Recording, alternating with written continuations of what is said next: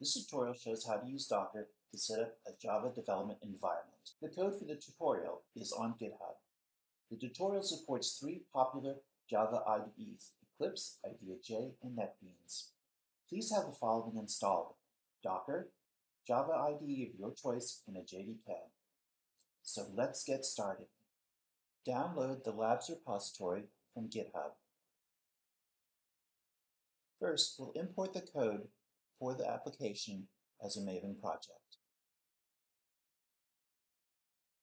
We'll select the project and click Finish, and Eclipse will import the project. Part 2, Building the Application. To build the application, we'll create a run configuration using a Maven build. We'll give the build configuration a name,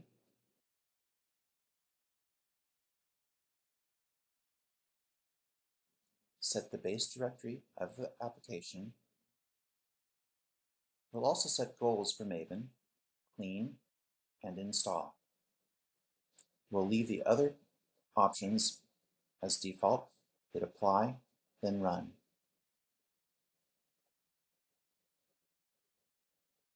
You'll see the results of the build in the console, and if the build is successful, you'll see the message for it. Part 3, Running the Application. Let's start the application development environment using Docker. Go into the Labs, Developer Tools, Java Debugging directory. As you can see, there's a docker compose.yaml file. We'll use that to start up the environment. Use docker compose up to start, which will start building the images for both the web server and the database. While this is running, let's take a look at the docker compose YAML file. As you can see, there are two services defined, a database and a web server. The database names the images, sets a couple environment variables, and opens a port for the client. With the web server, again, the image is named, and we also define a mount volume from our local GitHub repository to the Docker instance of the web server. And we create a linkage between the database and the web server, and open the ports for both the application server and for debugging. Next, we'll look at the Docker file for the database. We use a standard MySQL image, create the database and the tables using a script, plus set some environment variables.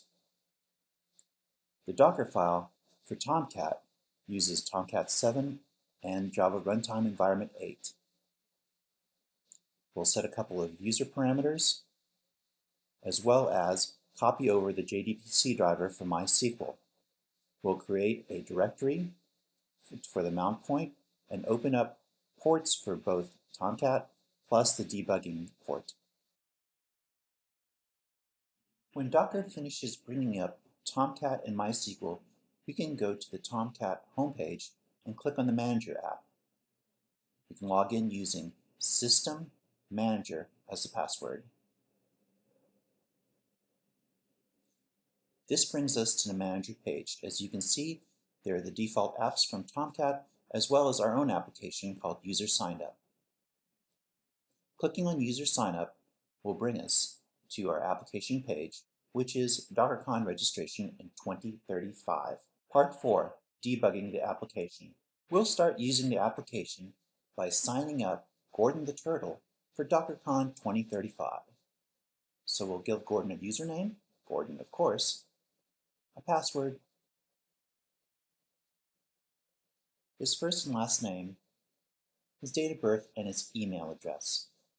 All this information will be copied from this form and saved in the database.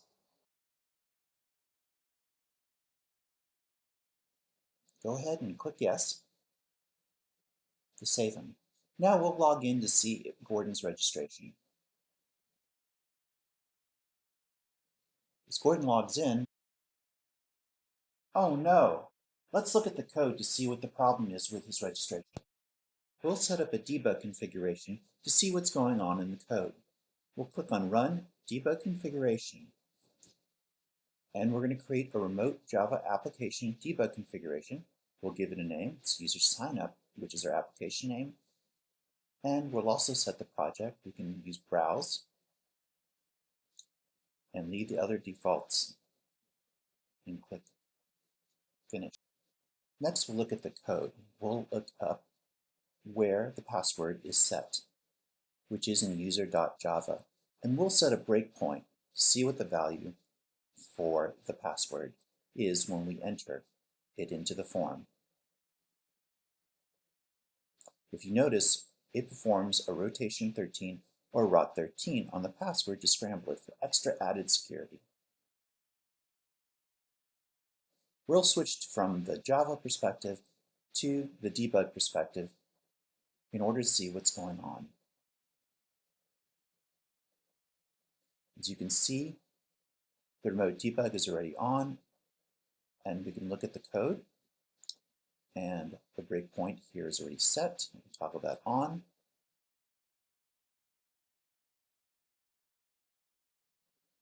Next, we'll create a registration for Moby the whale. As previously, we'll set Moby as his username, give him the password M0BY, set first name and last name, of course his date of birth, which happens to be the day Docker was released, and his email address.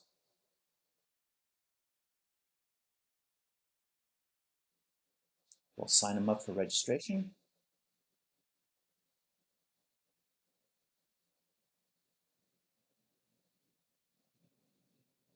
And the debugger will show us at the breakpoint what the value of password is, which is M0BY.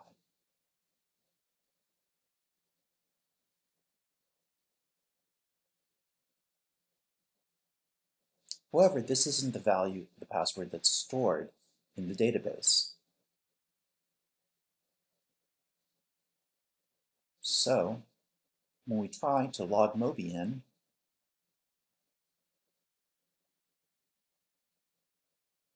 again, logging in fails.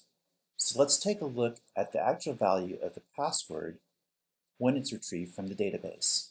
We'll set a breakpoint at getPassword.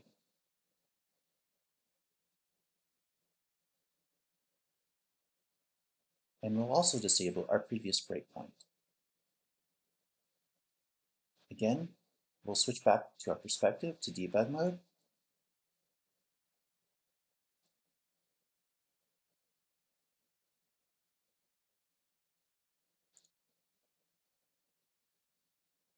And try logging Moby in again.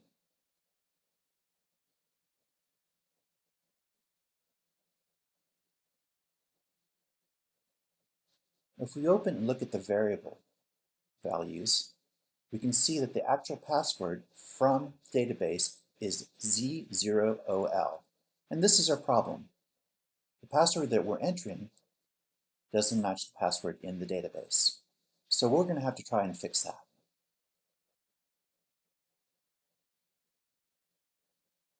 When the password is entered, we use the user service implementation code to get the password from the database. So previously, the password is entered using rotation 13. So we'll apply the same class to the password when it's entered into the form.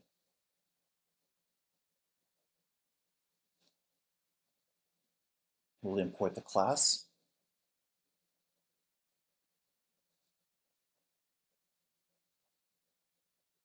And for the sake of this exercise, we'll create another variable for the password.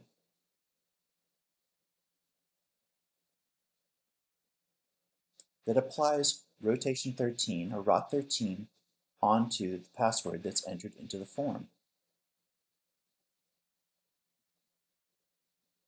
Where we test for the password is the same as the entered password is the same as the password in the database, we'll change that variable too as well.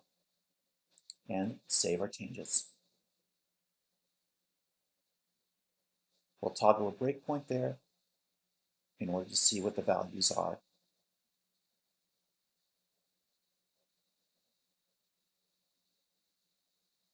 And we'll switch back to the debug perspective again. We'll turn off the previous breakpoint under the user class for getPassword because we're only interested in seeing what's entered onto the form. So let's try logging in again.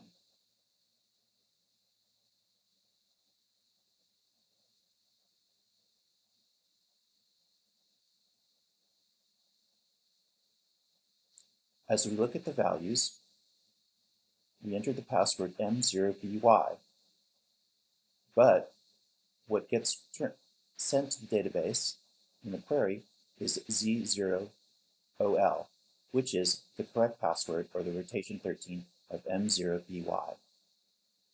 So if we press continue, Moby is able to log in again. So to summarize, what we've done is set up a Maven application from GitHub and Eclipse. We've built Docker images for Tomcat and MySQL, and then used Docker Compose to run Tomcat and MySQL containers. We've established remote debugging in Tomcat through Eclipse, and we debugged a live Spring MVC application in Eclipse using containers.